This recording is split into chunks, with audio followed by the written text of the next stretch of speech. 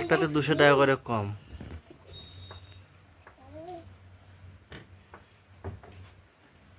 আমি আবার বললাম মানে 400, দুটাতে 400, আর 400 না 600 টাকা কম না।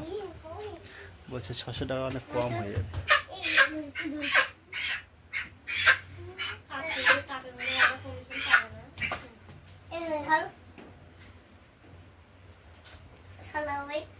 অনেক কম হয়ে যাবে, অনেক অনেক কম হবে না, তুমি ভালো দেখে নিয়ে এসে বানাও না ওর মধ্যে।